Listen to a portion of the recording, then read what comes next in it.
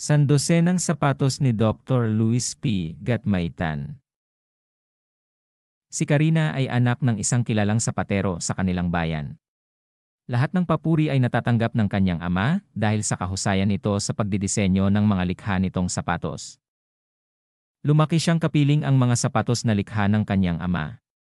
Kahit anong okasyon ay may bago siyang sapatos na masusuot. Nang malaman nilang magkakaroon na siya ng kapatid, ay lubos itong ikinatuwa ng kanyang mga magulang. Lalo na nang malamang babae ito. Pinangarap ng kanyang ama na ito'y maging ballet dancer.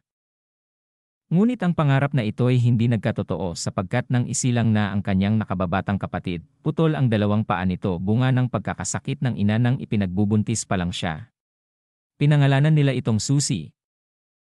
Sa tuwing igagawa si Karina ng sapatos ng kanyang tatay, napapatingin na lamang siya sa bunsong kapatid at napapabuntong hininga. Lumaki si Karina at Susie na malapit ang loob sa isa't isa. Hindi naging hadlang ang kawalan ng paa upang makapaglaro sila. Si Karina ang naging kaagapay niya sa pagtulak ng kanyang wheelchair, at higit sa lahat ang tagapagtanggol kapag may nang-aapi sa kanya. Natuklasan din nilang marami silang pagkakatulad. Pareho silang magagaling sa kamay. Si Karina ay magaling sa pagpinta, habang si Susie naman ay sa pagsulat ng mga kwento. Namana nila ang kanilang galing sa kanilang ama. Minsan ay naikwento ni Susie na napanaginipan niyang may suot siyang sapatos. Inilarawan pa niya ang mga disenyo nito. Sa tuwing nalalapit ang kaarawan ni Susie, palagi niyang napapanaginipan ang tungkol sa sapatos.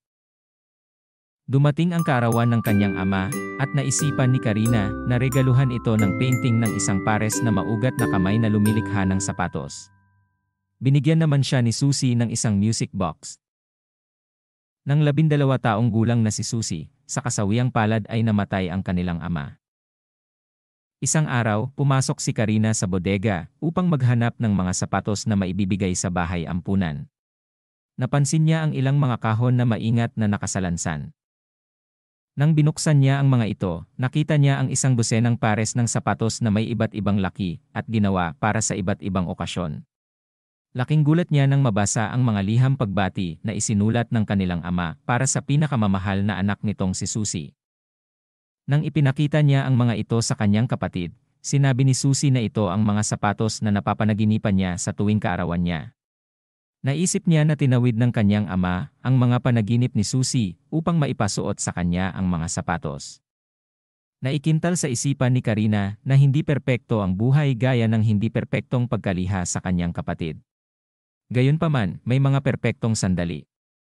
Katulad ng sandaling nilikha ng kanilang ama ang pinakamagarang sapatos para sa kanyang pinakamamahal na anak, si Susie.